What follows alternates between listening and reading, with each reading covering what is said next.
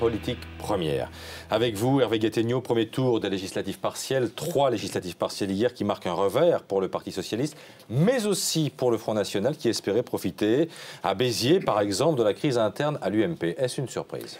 Écoutez, que le Parti socialiste marque le pas 6 mois après sa victoire, même de façon assez sévère, c'est tout sauf étonnant.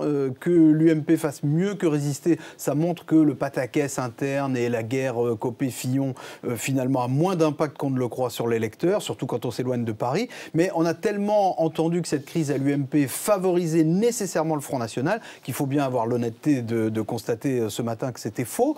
Marine Le Pen a dit que les déçus de la droite faisaient la queue devant les bureaux du Front National pour adhérer. Il faut croire qu'ils n'ont pas fait la queue hier pour aller voter. Vous pensez donc qu'en réalité, cette situation politique ne lui profite pas tant que ça au Front National? Le Front National reste toujours confronté à la même limite. Il n'apparaît pas complètement comme une alternative crédible.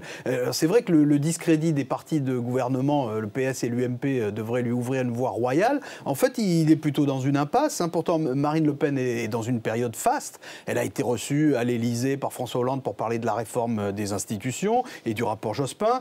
Elle a été choisie par France 2 pour débattre avec Manuel Valls. Donc la dédiabolisation se poursuit. Mais samedi, elle est allée jusqu'à prétendre que dans l'Hérault, la candidate du Front National pouvait dépasser le candidat de l'UMP. À l'arrivée, elle a 20 points de retard.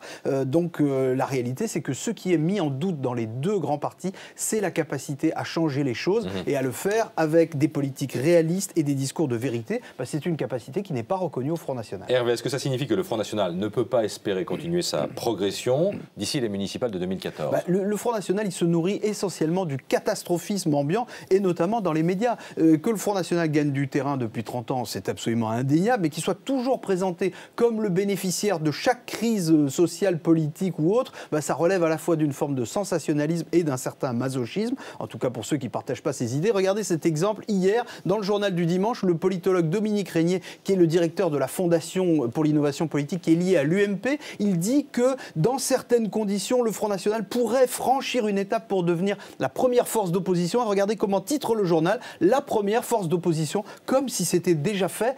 Les élections d'hier montrent que ça n'est pas le cas. Alors on peut vous objecter que ce sont des scrutins locaux avec une très forte abstention, 60% même dans les 3. Est-ce que l'on peut vraiment en tirer du coup des conclusions générales? Ce n'est qu'une indication, c'est vrai, mais elle ne conforte pas le triomphalisme de Mme Le Pen. À Béziers, d'ailleurs, les spécificités locales, elles n'ont pas joué clairement en faveur du Front National. Par exemple, sa candidate, celle du Front National, elle s'était présentée en juin dans la circonscription voisine, et dans cette circonscription à Béziers, c'était son compagnon qui se présentait. Donc c'est du népotisme et de l'opportunisme. Ça, d'habitude, ce sont des mœurs politiques que le Front National combat chez les autres. Et puis la droite était dispersée en juin à Béziers. Cette fois, elle n'avait qu'un candidat. Ça prouve que l'UMP peut se fracturer au sommet et se rassembler dans les urnes. Ça n'est pas du tout le genre de signe qui risque de ramener Jean-François Copé et François Fillon à la raison. Merci beaucoup Hervé Gattegno, le journal de 8h dans quelques instants.